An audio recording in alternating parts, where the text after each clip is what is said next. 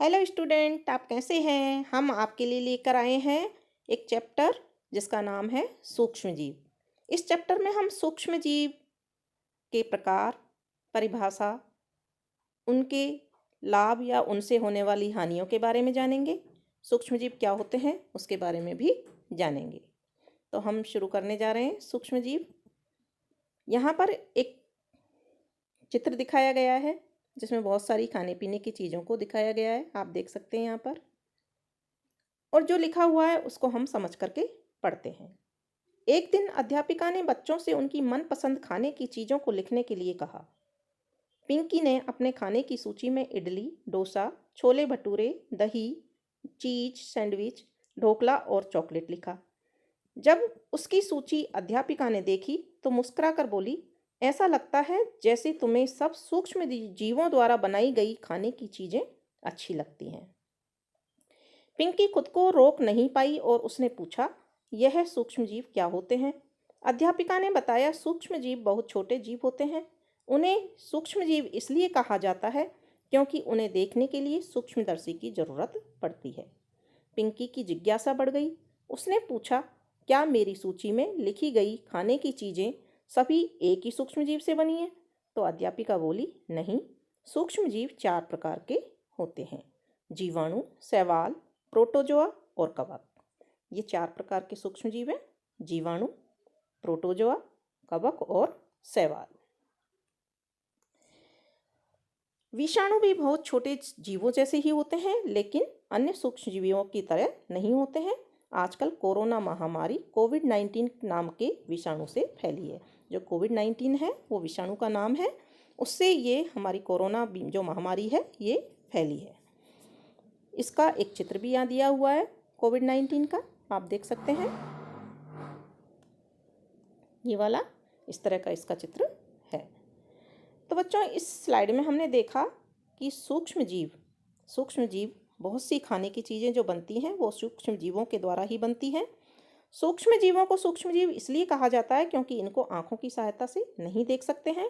इनको देखने के लिए सूक्ष्मदर्शी की आवश्यकता पड़ती है। दूसरी बात इसमें बताई है, सूक्ष्म जीवों के प्रकार। 4 प्रकार के सूक्ष्म जीव होते हैं जिनके नाम जीवाणु, प्रोटोजोआ, कवक और शैवाल दिए हुए हैं। और कोरोना महामारी कौन से सूक्ष्म जीव से फैलती है? कोविड-19 नाम के विषाणु द्वारा फैलती है। अब यहाँ कुछ प्रश्न हैं जिनको हम स्वयं जांचेंगे, आप भी अपने अनुसार देखेंगे।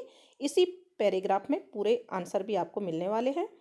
पहला प्रश्न है, सूक्ष्म जीव क्या होते हैं? विभिन्न प्रकार के सूक्ष्म जीवों के नाम लिखो। तो हम सूक्ष्म जीव क्या होते हैं उनकी परिभाषा लिखेंगे, और परिभाषा हम देख सकते हैं।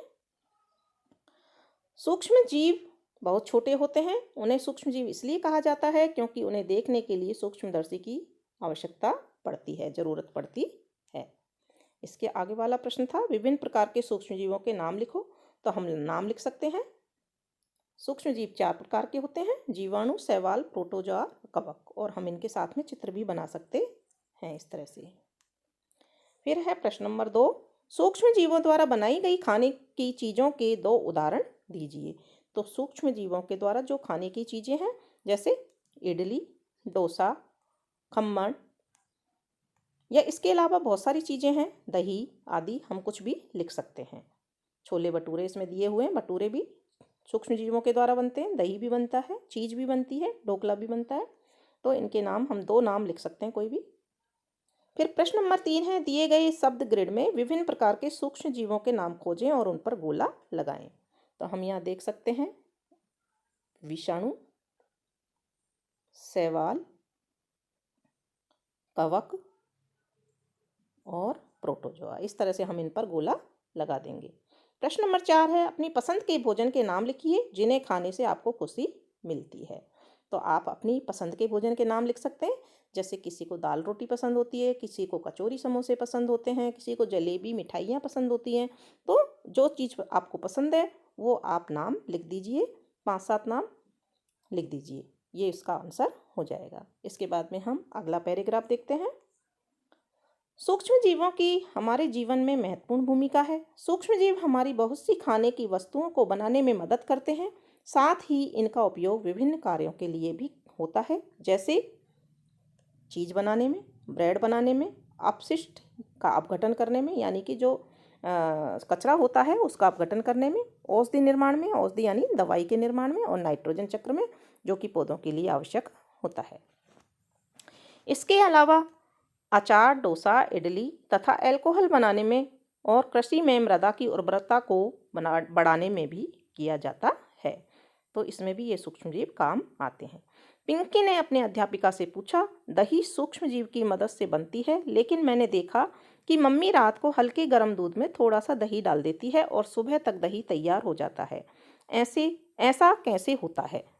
अध्यापिका ने पिंकी से कहा, दही में लैक्टोबैसिलस नामक का जीवाणु होते हैं, इसलिए थोड़ा सा दही दूध में मिलाने से वह जीवाणु उचित तापमान पर जनन करके उसे दही में बदल देते हैं। लेकिन ध्यान रहे, दही बनाने के लिए दूध ना तो बहुत गर्म हो और न ही बहुत ठंडा होना चाहिए, वह केवल गुनगुना होना चाहिए।